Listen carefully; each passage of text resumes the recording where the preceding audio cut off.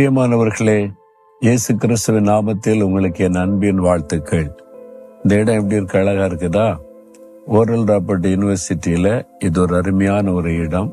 Students கொஞ்சம் இளைப்பாற படிக்க skill டெவலப்மெண்ட்டுக்கான காரியம்லாம் இங்கதான் அவங்க செய்யறாங்க. வெறும் படிப்பு மாத்திரம் இல்ல, ஒவ்வொருத்தருக்குள்ள ஒரு தாளந்திற்குள்ள ஸ்கில் அதை டெவலப் பண்ணுவதற்கெல்லாம் உதவி செய்யறாங்க.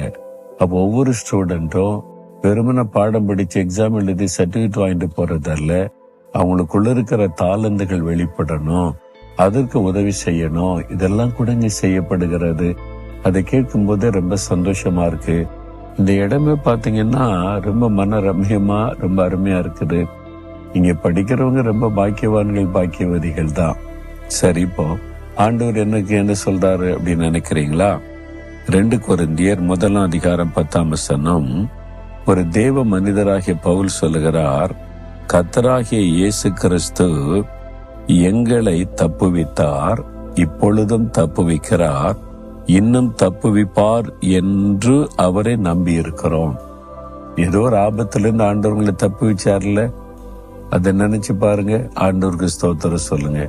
இப்பவும் தப்புவிக்கிறார்ல, இனிமேலும் தப்புவிப்பார். அந்த நம்பிக்கை விட்டுறாதுங்க. நான் கடந்து வந்த பாதையில நினைச்சு பார்ப்பேன், ஆண்டவர் எத்தனையோ ஆபத்துல என்னை தப்பு வச்சிருக்கிறார்.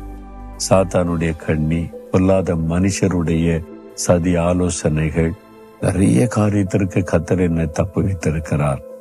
பொல்லாத அதிகாரிகள் எதிலையாவது அகப்படுத்தணும், சிக்க வைக்கணும், எதிலையாவது மாட்டணும், என்னை ஜெயில போடணும்னு முயற்சித்தாங்க. ஆண்டவர் என்னை தப்பு வைத்தார், இப்பவும் தப்பு வைக்கிறார். பிரச்சனை முடிஞ்சிட்டா முடியல, இப்பவும் அப்பப்ப வந்துகிட்டே இருக்கும். ஆண்டவர் தப்பு வைக்கிறார். இனிமேலும் கூட பிரச்சனை வரும். ஆண்டவர் தப்பு வைப்பார் என்கிற நம்பிக்கை எனக்கு இருக்கிறது. எல்லா மனுஷருடைய வாழ்க்கையிலுமே இது காணப்படும்.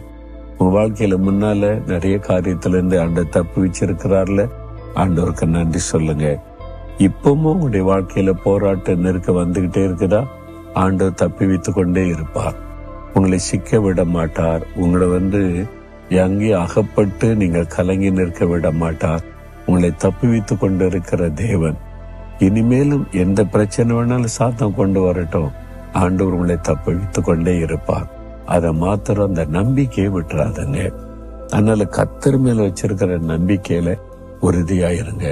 என் ஆண்டவர் என் மேல அன்பும் பாசமும் உள்ளவர், என்னை தப்புவித்தார், தப்புவித்து கொண்டு இருக்கிறார், இனிமேலும் தப்புவிப்பார். நான் அதை உறுதியா விசுவாசிக்கிறேன், நம்புகிறேன், அவரை சார்ந்து கொள்றேன்னு சொல்லுங்க. அவ்வளவுதான். கர்த்தருடைய சந்தோஷம் உள்ளத்தை நிரப்பிவிடும். ஆண்டவரே, நீர் என்னை தப்புவித்த தேவன், இப்பொழுதும் தப்புவித்து கொண்டிருக்கிற தேவன், இனிமேலும் தப்புவிக்கிற ஒரு தேவன். அந்த நம்பிக்கையில நான் மீட்கப்பட்டு போவதில்லை. நான் உறுதியாயிருக்கிறேன். நான் நம்பி இருக்கிறபடியே என்னை நடத்துகிறீர். கோடி கோடி ஸ்தோத்திரம். இயேசுவின் நாமத்தில் ஜெபிக்கிறேன். ஆமேன், ஆமேன்.